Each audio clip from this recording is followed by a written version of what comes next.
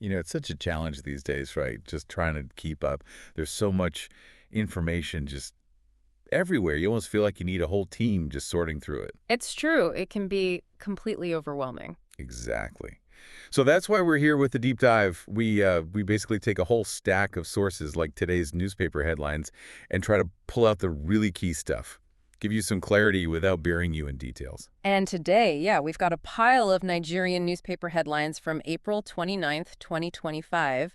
And what immediately strikes you, I think, is just the sheer breadth of it all. Totally. You've got energy, major security issues, legal cases, politics shifting around, economic news, bits of social stuff, international angles.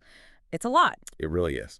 So our mission, if you like, is to wade through all this, pull out those important nuggets, and hopefully give you the context needed to make sense of it. Shall we jump in? Let's do it. Where do you want to start? Well, energy often affects everyone, so maybe there. I saw this one headline. NNPCL under fire as 897 metals Warri refinery revamp flops. That word, flops, really stands It out. does, doesn't it? It's pretty blunt. So what does that actually mean, a revamp flopping? Like it's not working at all, or just not meeting targets? Because, wow, $897 million. Yeah, that's the big question, isn't it? It strongly implies a major failure, a huge investment basically gone sideways. Considering Nigeria's history with refinery projects, this isn't entirely new, but the scale here, Raises questions about accountability, for sure. definitely. Accountability, project management, the whole nine yards. And the knock-on effects for fuel supply, the economy. That's significant. And then related to energy, but different, I saw the FCCPC, the Consumer Protection Agency, Right. ordered the discos, the power distribution companies, to refund customers' investments in transformers. Yes, that's a fascinating So one. wait, customers were actually paying for transformers? Is that normal? Well, it implies a situation where the basic infrastructure isn't being provided reliably by the companies, so customers step in.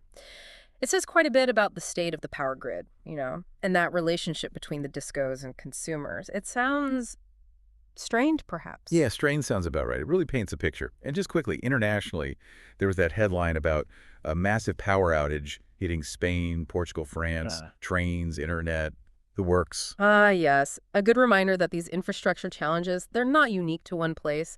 Energy systems are vital, but boy, can they be fragile. Okay, so shifting gears a bit, but it feels necessary. Security. Some really grim headlines here. Yeah, unfortunately, very serious. We saw Behram bombs, Borno travelers kill 17 in Adamawa. Just awful. 70 people. And then another one, 7 mourners killed, others injured in fresh Boko Haram invasion of Chibok village. Chibok again. God, that's just... The human cost is staggering. Yeah. It feels relentless sometimes. It does. But then, almost jarringly, you see this other headline. Borno resettles 300,000 ex-Boko Haram terrorists. Whoa, 300,000. That Yeah. number is huge. I mean, how do you even manage that? The logistics alone. Housing, food, integrating them back. It's incredibly complex. Think about it resettling that many people, many of whom were involved in the conflict, back into communities that have suffered immensely. The security aspect must be massive. Yeah, And just trust, reconciliation. Exactly. It's a monumental task, needing very careful handling, long-term support, and addressing the trauma on all sides. It's a really difficult balancing act. And there's international interest too, right? I saw something about Putin offering help. Yes, Putin offers Nigeria weapons, expertise to counterinsurgency, and on the other side, a U.S. envoy engages Mieti Allah leaders on security challenges. So different global players getting involved, or at least offering. It shows how seriously the situation is viewed externally too. Precisely. Okay, shall we move to the legal front? Quite a mix there as well. Yeah, sure. The sentencing of gospel singer Osinachi's husband to death by hanging. That case got a lot of attention, didn't it? A huge amount. Very high profile and, frankly, tragic.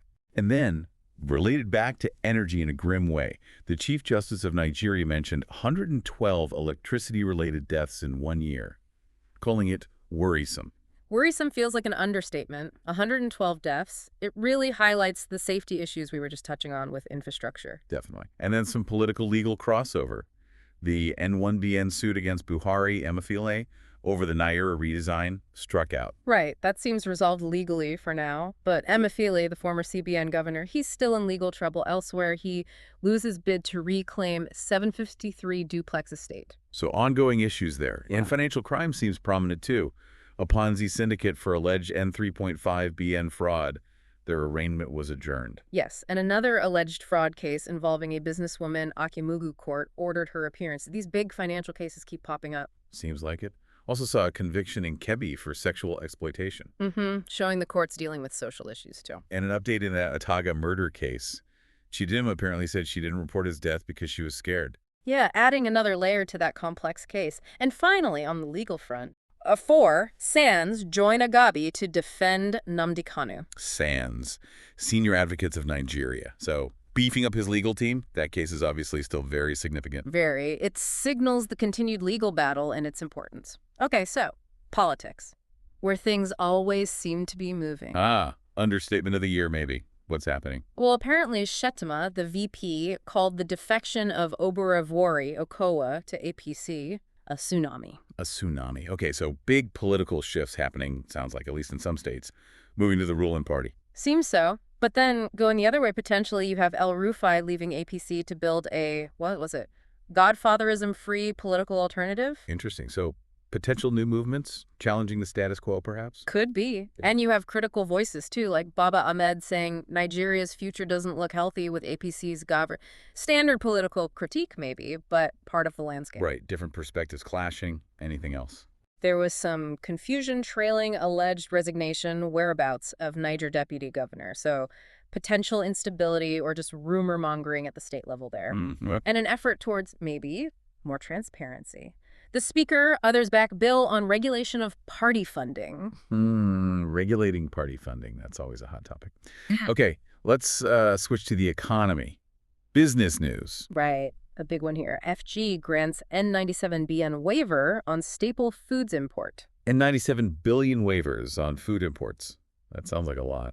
Does that mean trouble with local food production or trying to keep prices down? Could be both, honestly. It definitely raises questions about food security and import dependency.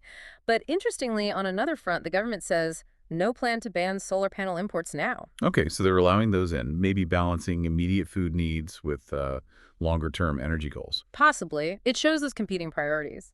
On the plus side for trade, the CBN grants direct FX access to Pan-African payment settlement system. That could help smooth out trade within Africa. That sounds positive. Easier payments, less reliance on, say, the dollar for intra-Africa trade. Potentially, yes. But then the flip side, the sheer cost of debt. Debt servicing gulped N696BN in January CBN. Oof, in 1 month. And $696 billion just servicing debt. That's a huge drain. It really puts pressure on the budget. But hey, some good news too. Nigeria's first quarter non-oil export values at 1.791 BN. Okay, that's positive. Diversification away from oil is always the goal, isn't it? Absolutely. And some infrastructure news, the planned resumption of the Warri Atakpi train service. That's good for connectivity. Yeah, getting trains running is always welcome, but looks like tough times for newspapers. PenCom to recover N1.3 BN pension debt from newspapers. Ouch. Yeah, highlights the financial struggles in the media industry itself. And looking ahead, new revenue allocation, pay package for public officials out soon. That could shake things up. Definitely something to watch. Pay and revenue allocation always have big ripple effects. Okay, ready for the sort of social and miscellaneous grab bag? Yeah. Let's see what else was in the mix. Okay, excitement among followers as Oyedepo's ex-VP starts new church. Shows the dynamism in the religious sphere. Always lots happening there. And, this is more personal. Tension among Sunny Aid's children over the music legend's whereabouts. Yeah, a little glimpse into the lives of famous figures. Something positive. Nigerian chemist bags a U.S. fellowship for pollution research. Nice. Good to see Nigerian talent recognized internationally for important work. And, the did you know bits.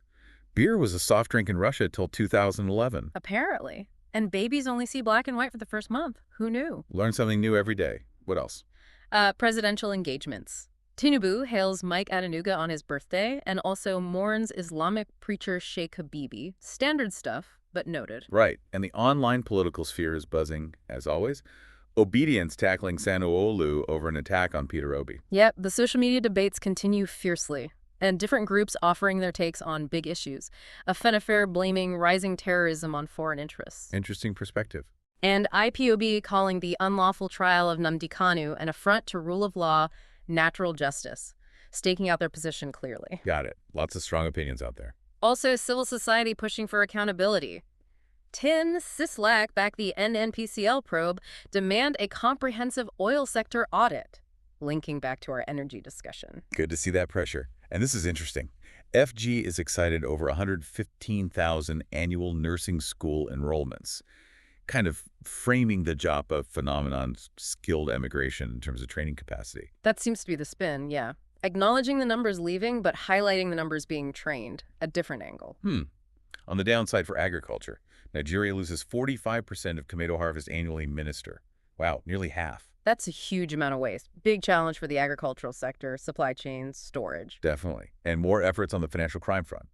FIUS ordering banks to close illegal tax collection accounts. And the NFIU, the Financial Intelligence Unit, issuing an advisory on fraudulent foreign wire transfer, trying to tighten things up. Good. Any positive signs for tech? Yeah, the inauguration of a startup consultative forum seems like an effort to engage with the tech ecosystem. That's promising, but this is worrying. Medical research is threatened at NIMR, the Medical Research Institute, because of an N89-meter disconnection notice from the power company. Right, talk about challenges. Crucial research potentially halted over an electricity bill. Really underscores the infrastructure issues again. Unbelievable. Okay, what else is left in the pile? Nigeria aiming for a slice of the $6.45 maritime tourism market. Ambitious goal there. Maritime tourism. Yeah. Interesting. We mentioned the new pay package coming. What about local news snippets? Yeah, a few quick ones. Ganduje commissioning a Kano mosque. Zamfara Varsity appointing its first female registrar, Yep. Lagos Country Club elections, and Anambra trader demanding N22-meter compensation from NAFDAC. Life happening at all levels. Exactly. Bauchi governor talking about Nigeria's insecurity complex and plans to revamp tourism there. Akiti dispersing funds to property owners. Sokoto targeting 1 million kids for polio vaccination. Lots of state-level activity. The impact of the Niger curfew on traders. IBDC consumers threatening to migrate to other discos, back to power issues. And Lagos setting up a new police strike force. Phew. Okay, that was a lot from just one day's headlines. It really was. It just shows the sheer volume, the range of things happening simultaneously across the country. This deep dive, it really just gives you that snapshot, doesn't it? This constant flow and how everything is kind of connected. Energy affects security, affects the economy, affects people's lives. Absolutely. It's all intertwined. So thinking about all that, Yeah. what really stands out to you, the listener? Which of these threads makes you want to know more? What feels like the biggest underlying current shaping Nigeria's path right now? Yeah, these are the important questions, aren't they? Because in this flood of information we all face, taking a moment to, unpack things, connect those dots like we tried to do here, that's how you get past the noise. Where's a more nuanced picture? Exactly, a clearer, more informed understanding. So, we really encourage you, if something sparked your interest today, go dig a little deeper, find out more.